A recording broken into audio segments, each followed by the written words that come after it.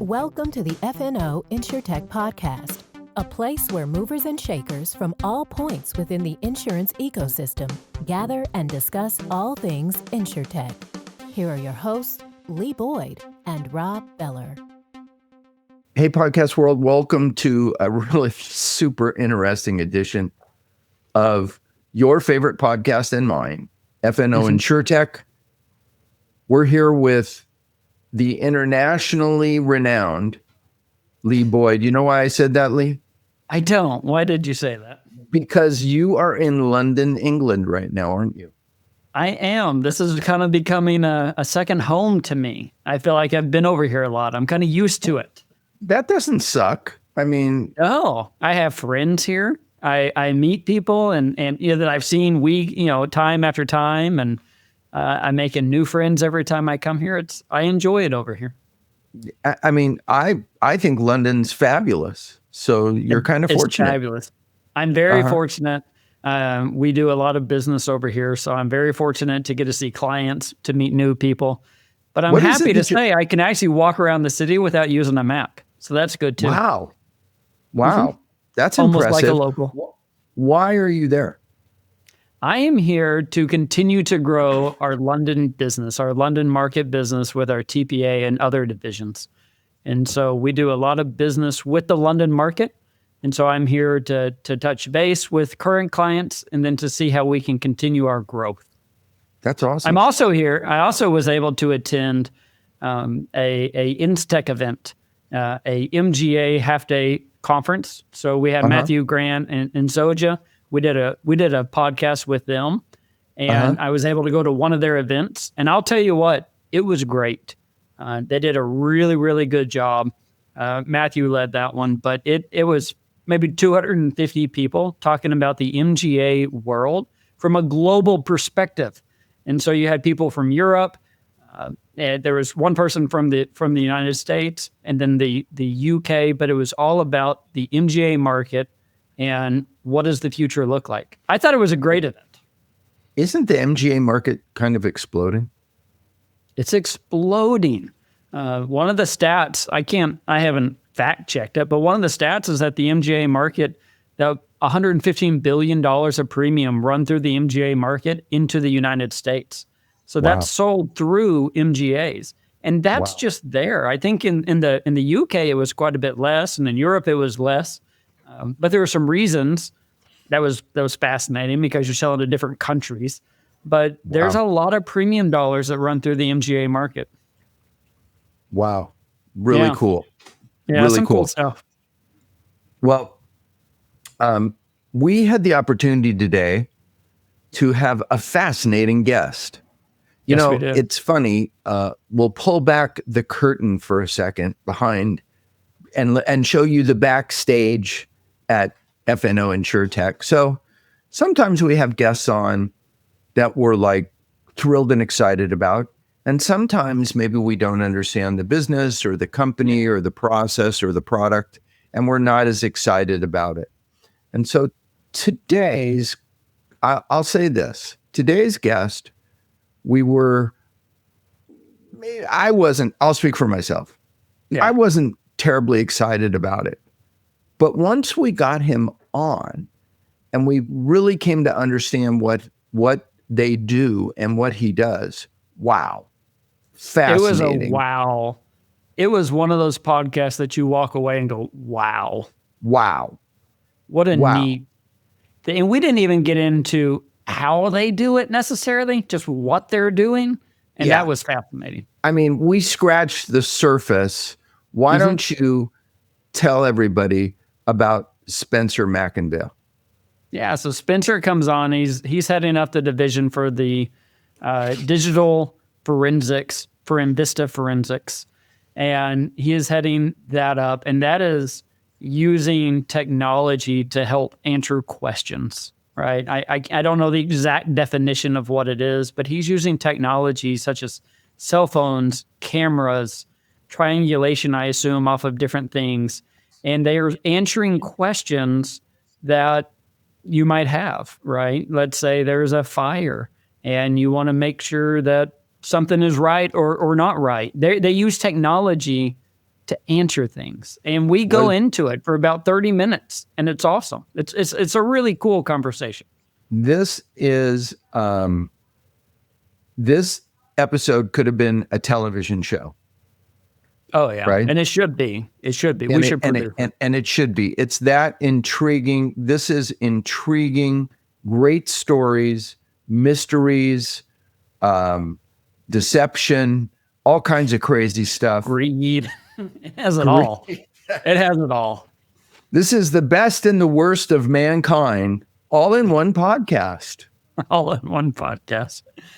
I will say, it was a wow moment. So it does. Yeah. This is one of those that'll get your brain going, and you're going to have a lot of questions that you want to ask, but you can't because we already. Let me just say this: if you're one of those people out there who have a cell phone, or no. Let me put it this way: if you're one of the people out there who don't have a cell phone, you don't need to listen to this. Episode today. However, I don't know, but I think you do. If you're one of those few people who have a cell phone, you absolutely want to listen to this episode. Yeah, but so without further ado, okay, here's our interview with Spencer McInvaille, Director of Digital Forensics at Envista Forensics.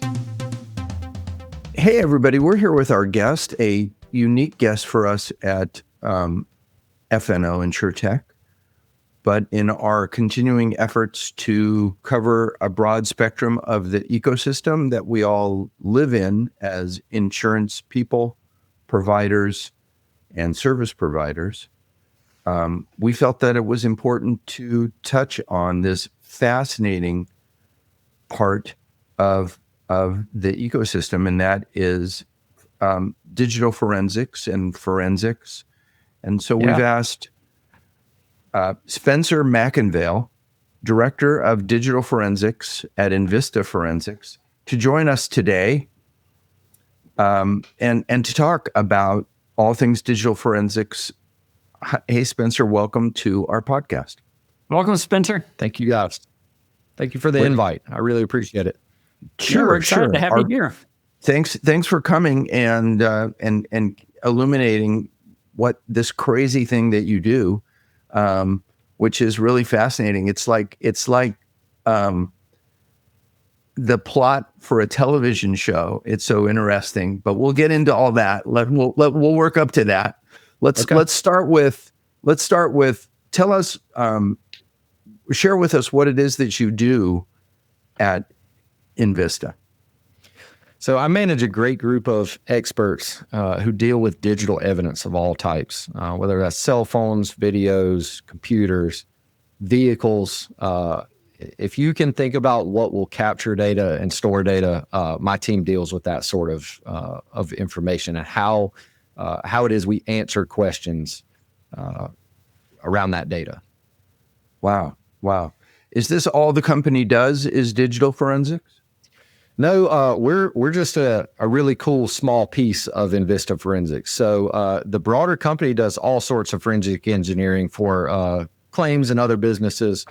So they handle anything from civil, structural, mechanical, electrical engineering, fire and origin, cause and origin investigations. But we are, I say that we're the cool little small group within the company who deals with a very niche piece of kind of tech and data. And it is a international company, right? You're all over the globe? We're international. Okay. And I would assume that the technologies that you are working with here are probably similar globally, correct?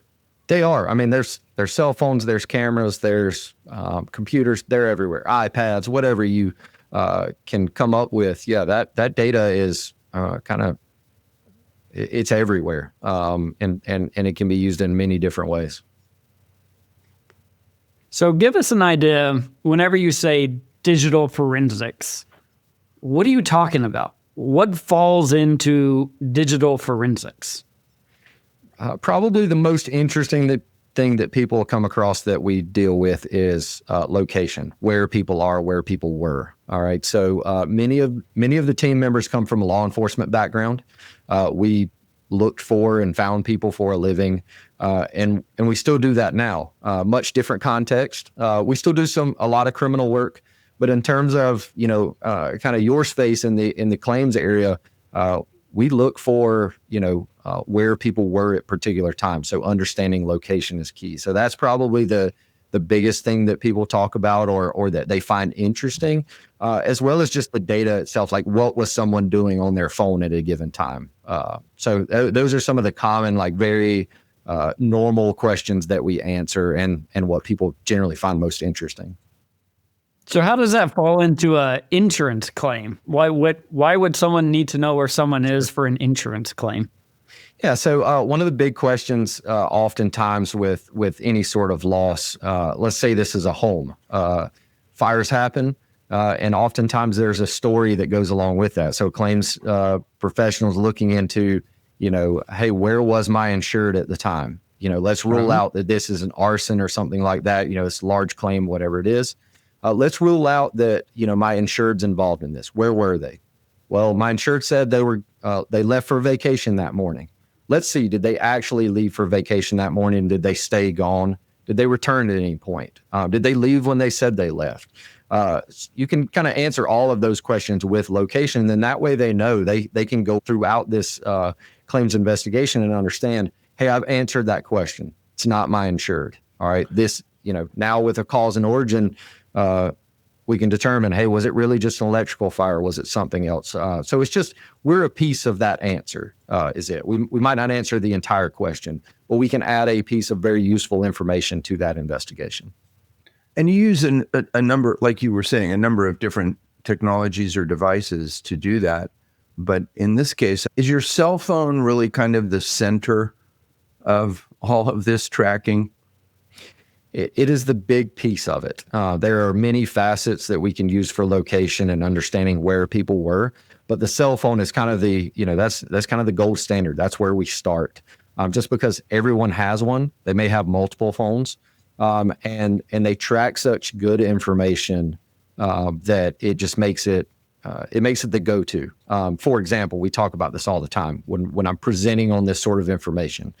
Have you ever noticed when you get in the car in the morning to go to work, to go get coffee, whatever it is, and your phone prompts you and says like, hey, it's going to take you this long to get there, and this is the best route? And you're like, well, how? I didn't tell you. How I didn't do tell you you I know? was going there. Okay. Especially iPhones. iPhones are tracking your routine every day. Where do you go? When do you go there? When is important, just as important as where. Because what you may notice is that in the morning, it may prompt you, how do I get to work? Whereas in the afternoon, it may prompt you, how do I go take my child to soccer or whatever that is. It's understanding that because of where and when you go to these places. So it's constantly tracking that information. It stores it to the device. Well, in a claims investigation, if we're dealing with where is someone and we know they have an iPhone, we can look at that phone and gather that same information that is used to create that sort of what we call a routine. We can look at that historical database that's within that device to now understand where were they on this day at this time when the fire happened, the water claim happened, whatever that is. Digital forensics must be a very big field, though. I mean, like you were saying, many of your people come from a law enforcement background. I mean, I would think this is bread and butter stuff for law enforcement. It is. This is, so again, you can kind of look at this in terms of the use of the forensics itself. You can kind of answer a lot of questions with it, whether that's a crime or whether it's an insurance claim or something else. We do this across a broad spectrum of case types. So the application or the usage of the forensics is pretty much the same. It's just answering a different question. So we do it. You can do it for any sort of case. And yes, that's why a lot of people come from law enforcement in this space, is because it gets used quite a bit. So I like to go back to the phone. I'm very interested in this. I know that there's a lot of privacy on phones that we read about, we hear about it. It's a private device. I know a lot of devices, you said it stores data on the device. What if somebody doesn't want to give you their device and you want to still, you need to do an investigation. You need to figure it out. Can you get that data without their device, or do you have to go other methods? Yeah, there are other ways to get this sort of information or useful information. It may not be, it may not have the same detail, but there are records that we can get from, your major carriers like AT&T and Verizon and T-Mobile, things like that, that will help answer these location questions as well. There are other providers like Google and other services who also capture location data that we can use for this purpose too. So it's not just the phone. The phone is generally the kind of the centerpiece that's creating a lot of this data, but there are other places to get that information. So I have to ask you, I read an article this morning. I'm not going to go into the details of the article, but it was all about using the phone to catch somebody. It wasn't, an insurance claim, but it was, we used their phone and we verified this was done and we caught it. And it started leading me down, what is privacy? Is there privacy on a phone, or is everything that you do on a phone truly recorded and can be found out? Like, this is just, me wondering, what is privacy? Is anything really private whenever you search or whatever on your phone? Not that he's doing anything on his phone that he shouldn't be doing anything wrong. I'm just reading. I'm just thinking, right? Yeah. What is private? Yep. So that comes across. That's a question that we help answer in criminal cases a lot. Is when the attorneys are weighing the privacy and the Fourth Amendment and things like that, how we apply, and so we help explain, where is this data stored? How is it stored? How is it secured? So that they can then apply that to whatever legal argument is that they're trying to make. So if it's centered around privacy and things like that, they can use this understanding of the data to answer that question. And so, when you ask, is anything private anymore? It's like, well, it kind of depends on where you decide to store it and how. Because most everything says, are you okay if we share this information with third parties? And you're going through and you're clicking yes on these things just to go through, not to think that the location of my daughter's soccer is found over on this weird website that I didn't even think about, but I gave it the approval. Therefore, is it private? Is it not? I mean, I guess it all gets answered by somebody else. So think about, if you go in the App Store and you look for, I use it as an example. There's the Monopoly game that you can download from the app, or whether that's Google, iOS, whatever that is. One of the interesting things about it is that's a free game. And if you go through the permissions, you'll quickly understand why it's free. And so kind of the rule there, or that I use in our classes that we teach, is that, if the application is free, it's because you're the product. All right. Your data is that's your payment. All right. So when you go look at Monopoly, you'll hit the drop down of like what you're consenting to provide. You'll see your location, your device identifiers, all sorts of information that you're handing over as payment for that app. And so that's true for pretty much every app in the App Store. There's not many that you're going to find that are, that aren't free. It's because the data. What are they doing with that? Why do they need? How are they making money on that data? Why do they need it? Selling it. Yep, they're selling that information to advertisers because you're understanding how and when people use their devices, where they use those devices, all sorts of information. So it's a game to bring you in. They could actually be used at some point to catch you in a lie or something like that. Absolutely. You don't even think about it. Yep, it's used all the time. They trade a game for your soul, for something that they can monetize at a much greater rate than the cost of their game. Our friend, good friend Dan Moore, has said to me many times, the person that owns the data wins. And that's the real gold. It's the gold in what you guys are doing as well, right? I mean, that's what you're at. You're not after the device or talking to somebody on that device. You're after what's inside of it. Yeah, I want to see who you talk to on that device and when you use that device, because that's what answers the questions for us. So, it doesn't really matter what stage that's in, whether this claim's in litigation or what it is. People have answers, have questions around, the incident that occurred. And so, like you say, that data is what we're using to try and understand or better understand those circumstances. Well, let me ask you a general advice question. This isn't so much about our topic, but what, as all of us, and I'm sure every single person who hears this podcast, we're cell phone users, right? I mean, all of us could reach right now and pick up our cell phone in one moment. And so, I mean, it's never far from us, right? Yeah. And so what should we be careful about? What should we be, I'm sure you talk about this or you give speeches about this. How should you be treating your phone? So again, I ask, I'll see family members or I'll see someone who has like no passcode on their phone, things like that.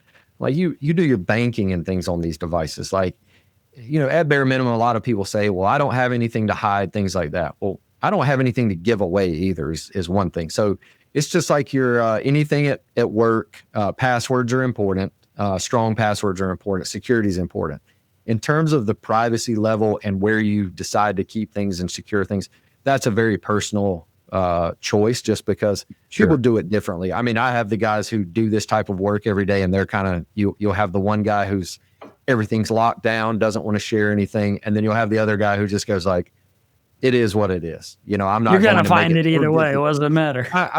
I prefer convenience over privacy, things like that. You're going to have that. So there's those things. Advice part is keep your things secure, especially with passwords and things like that. We did this seminar before, and an attorney came up to us afterwards and, hey, can you help me? I locked my phone and I can't get into it. I got scared and changed my passcode, and now I don't know what it is. I'm like, no, don't look. Now it's like, hey guys, don't change your passcode in here because you hear us speak. Like, everything's going to be fine. But, passwords are important. Again, you don't want to just give it away. Again, if you lose the device, whatever that is, you don't want to just give up access to all of your, emails and pictures and whatever that is. But you also don't, it's kind of personal preference as to whether or not you want to just completely lock down every account and make it to where you can't use your device.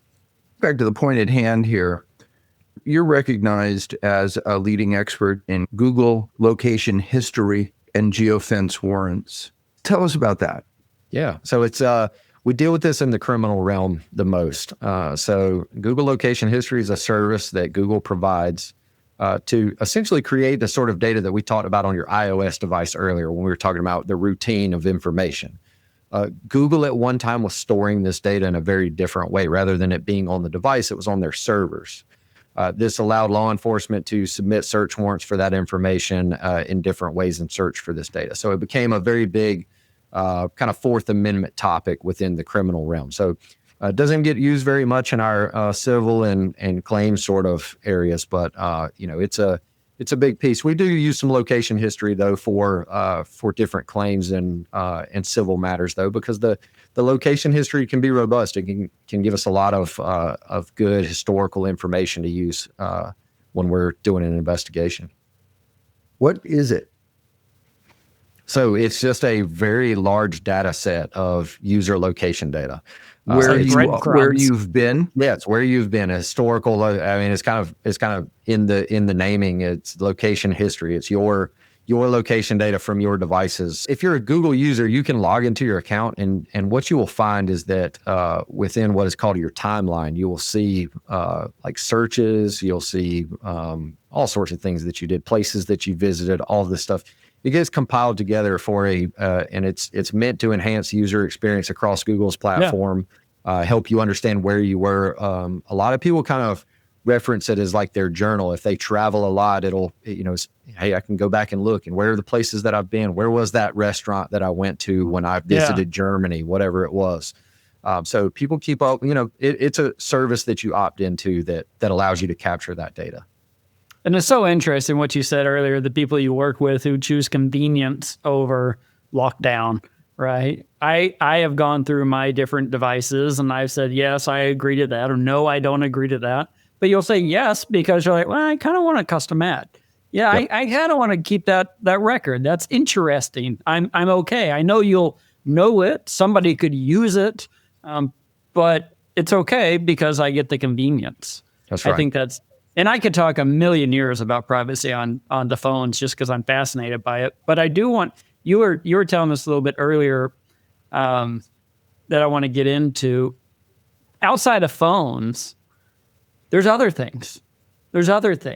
And I wanted to see maybe if you tell us about your vehicles, right? Are there ways to track vehicles, to verify locations for to prove somebody is being honest, right? It's not always about being about lying. Right. You're also trying to catch people who are being honest, and so prove they are. So tell us about that story if you're willing. Yeah. Sometimes you're just trying to understand if what you're being told is correct, so that you can move on from that, from that piece of it. So you can exclude it. Right. Just, hey, I've checked that box. We're good. I can move on to the next aspect of what I think may be going on here, or maybe we determine nothing. So with vehicles especially, there's a few different ways. For one, the vehicles capture a ton of information. So when you have CarPlay and Android Auto, things like that, when you connect to your vehicles now, a lot of times you're transferring a ton of information, contacts, messages, some location data, and then it's tracking location. That can be gathered directly from the vehicle. So it can be extracted just like we talk about with our mobile phones. So having access to that device. So, but also think about not only your car, but Lee, you mentioned you're traveling. The vehicle that you're renting, it captures that same information. And if you've ever used a rental car here lately, a lot of times if you look, it'll have 5 different phone names listed in there. Or more. All of this data has been transferred over to a vehicle that you don't own, that you're going to turn back over in a few days and let someone else use. We've extracted vehicles from the rental car, from the lot before. Tons of information. We actually, Inside Edition actually did a piece with some of our guys on this, and so they were able to go through and show locations and how people use it. They kind of set this up to video it and understand it, but that vehicle tracked a ton of information. Oftentimes we get the question like, well, okay, well then I just won't use a phone. I just won't, maybe I'll leave my phone at home, things like that. There's so many ways though now that, there are traffic cameras that are capturing, vehicles, but then there's also newer cameras now that are these sort of AI boosted, optimized license plate readers. And so what they're capturing is not only the license plate anymore, but they're actually capturing a picture or an image of the vehicle and starting to build out a profile around that vehicle. So let's say you cover up the tag on your vehicle because you're going to go do something wrong. Well, because it's captured that picture of that vehicle so many times, it's looking at the stickers or the dent in the back and, the particular color or whatever that is. And this combination of all of those things as sort of a fingerprint of that vehicle that's also tracking. Well, those cameras are set up on a network across the nation, and they're able to be searched pretty much at the, you log into your login, if you have access to that network, and you can search for, this particular vehicle, this particular tag number. Like, hey, I don't even know what kind of vehicle I'm looking for, but on this date and time in this area, I know I need a gray truck. So things like that. So it's that robust sort of capturing of data that can then be searched later. Like you didn't even need a phone. The camera's doing all the work, capturing the vehicles, and then building out that data set. This information's everywhere. And this is, again, outside of the mobile phone. I can't believe that there's not a television show about Spencer McInvaille, digital forensic expert. It's totally a TV show in the waiting.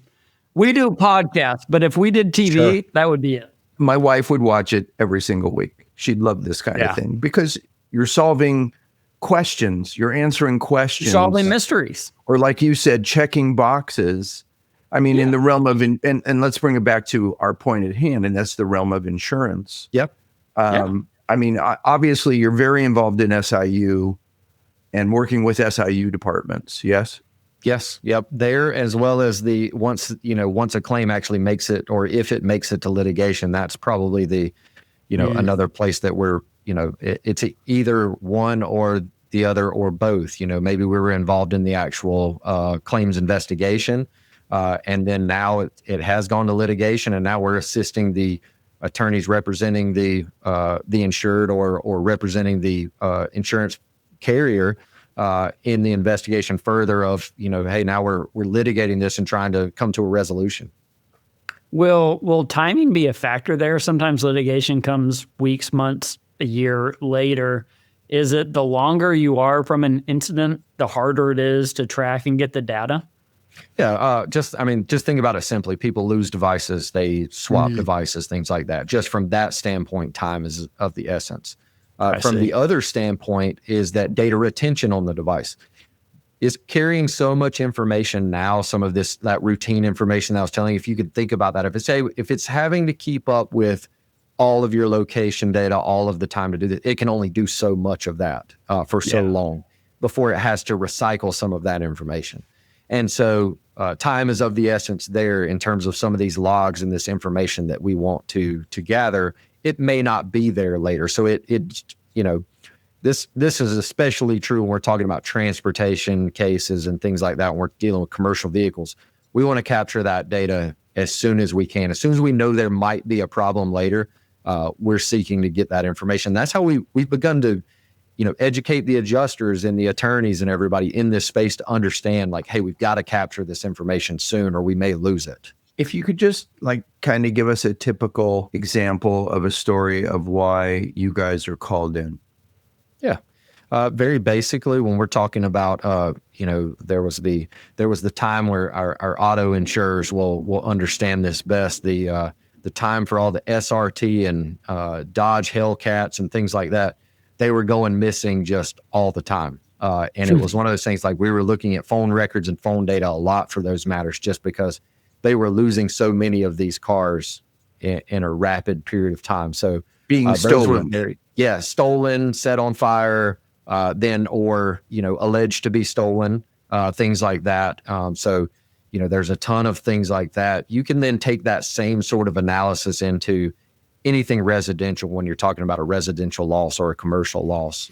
Business owners, suddenly have a fire, things like that, and you want to see, like, hey, do we have problems there? They're taking a look at the financials and start to figure out, hey, we're having problems here. Hey, let's roll out our insured here. Let's go ahead and take a look at all their information as well. So, I always say we can always take this sort of approach of the forensics and kind of really answer any question that you're thinking of. If you're wondering where someone is, we can take a look. If you want to see who they were communicating with, we can take a look. It just depends on the application of it and what question it is you're trying to answer. It's such an interesting piece of the puzzle. I think about a story I read. There was a Krispy Kreme donut burned down. My son was very, very sad. And then you found out fairly quickly that the owner did it. The owner did it. There was financial problems. And I'm sure the financial problems led to, well, was he there? Was he not there? What's going on? And things like that. You're a piece of the puzzle. My question is this what you set out to do?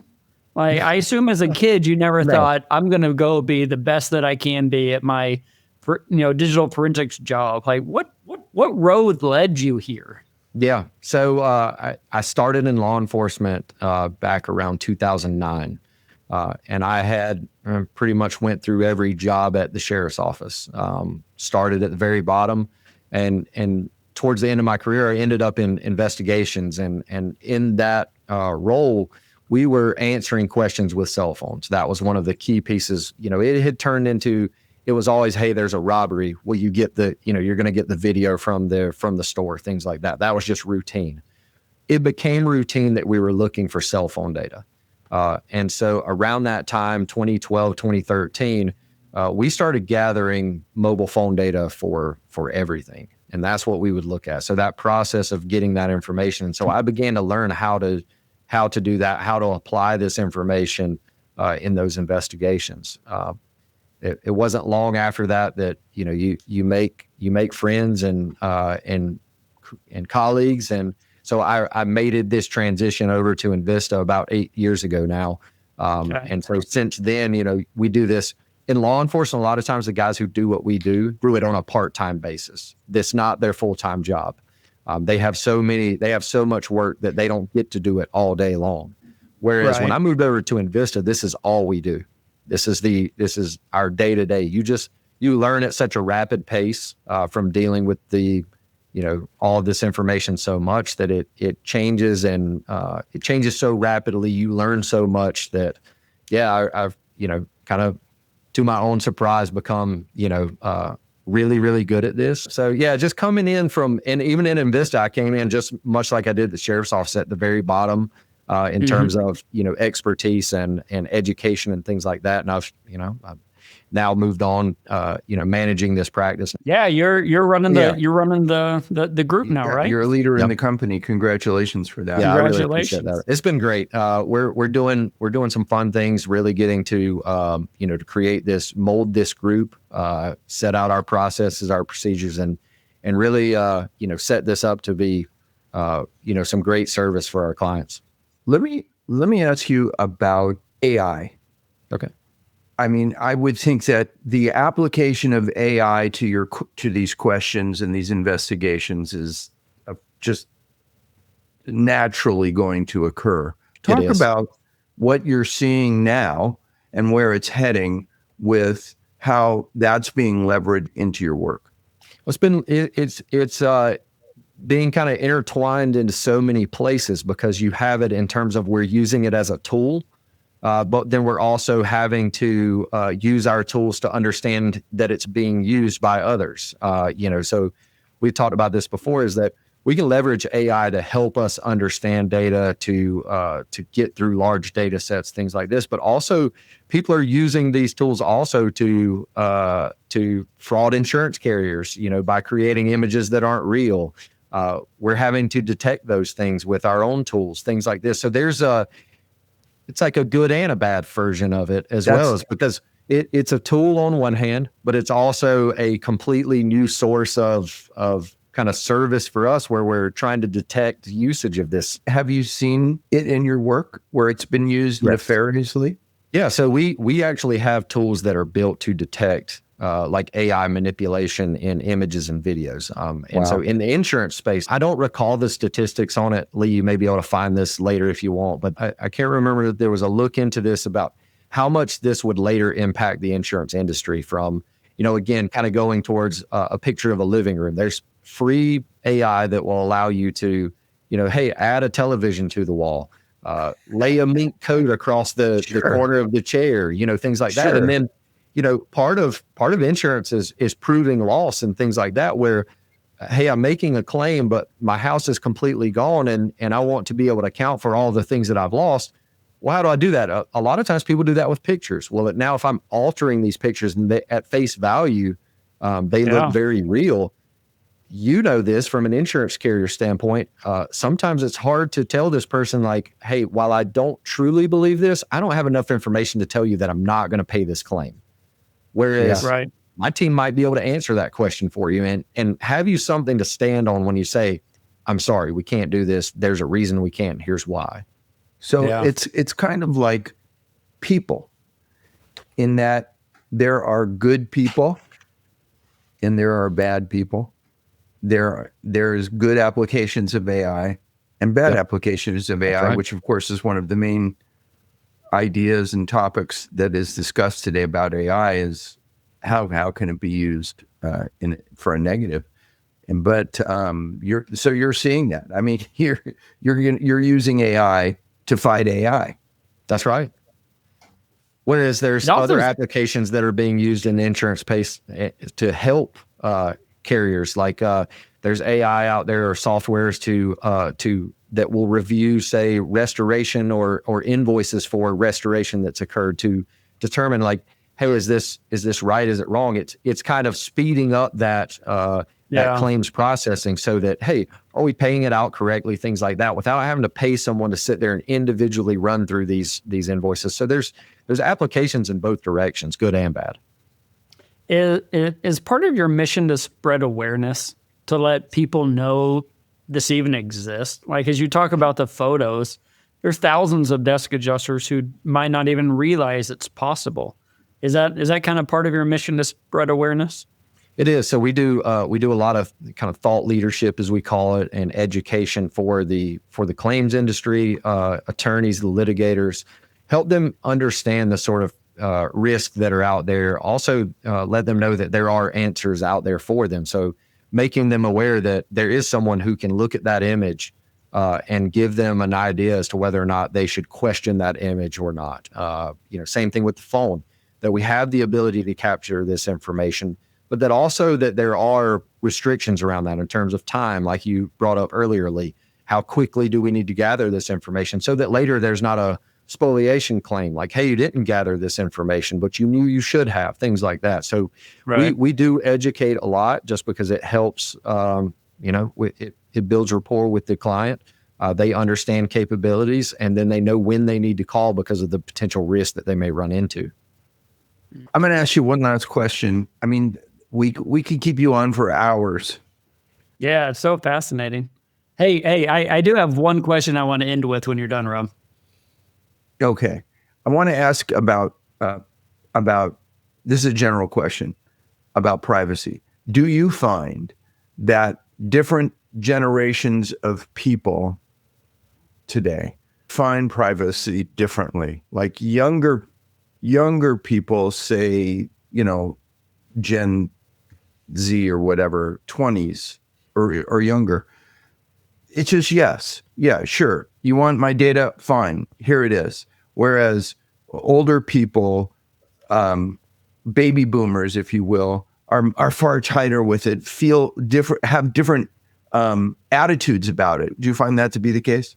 Yeah, think about it in this way. You have the kids these days will post a video of them doing anything, whereas the older group would say, I'm not posting a video of me doing anything, that sort of thing.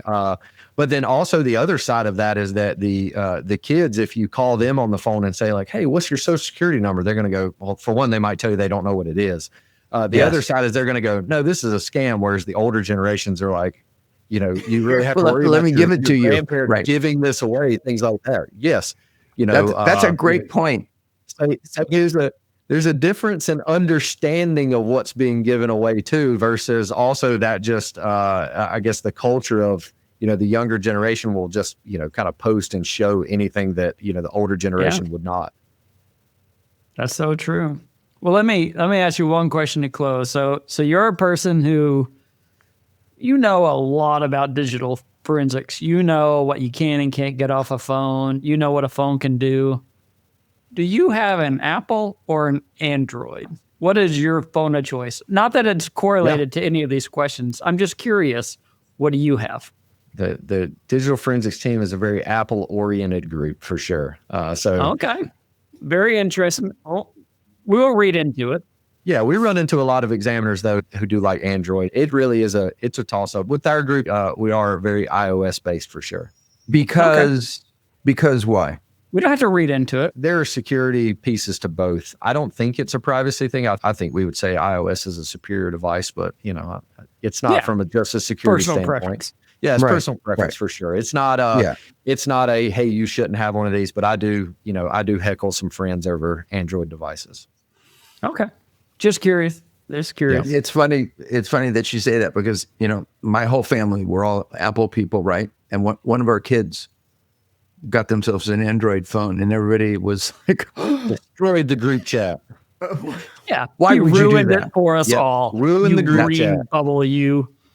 Yep. Yes. Yep. Yeah. They're trying to fix that with different applications, but it's still, still unacceptable. Still green bubble in my world. Well, listen, Spencer, what a absolute pleasure it's been today. And we thank you so much for being on here. And we'd love to have you back on at some point in time because there's more topics and more information to cover. But we thank you so much. Yeah, thank you. I really appreciate it. Thank you so much, Spencer.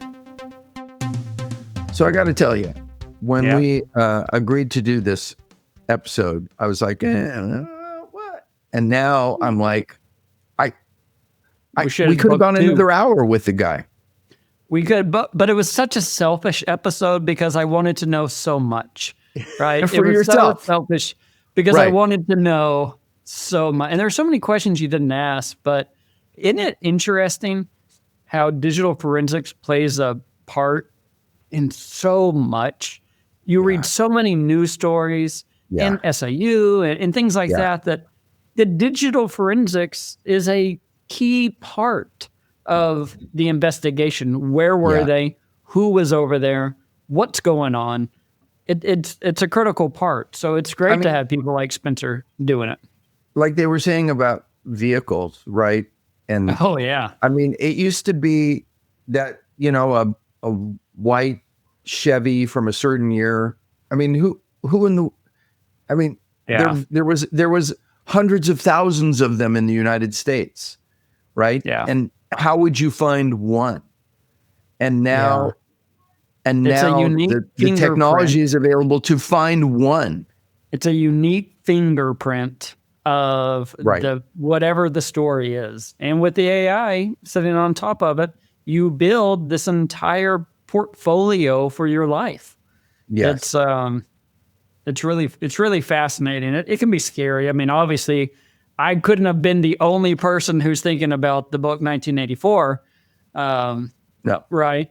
But No. I mean, it's the world we live in. It's the world we live in. And to be fair, we all said yes when we click on the button on the iPhone. We all say yes when we say it's okay to track my location monopoly. Why not?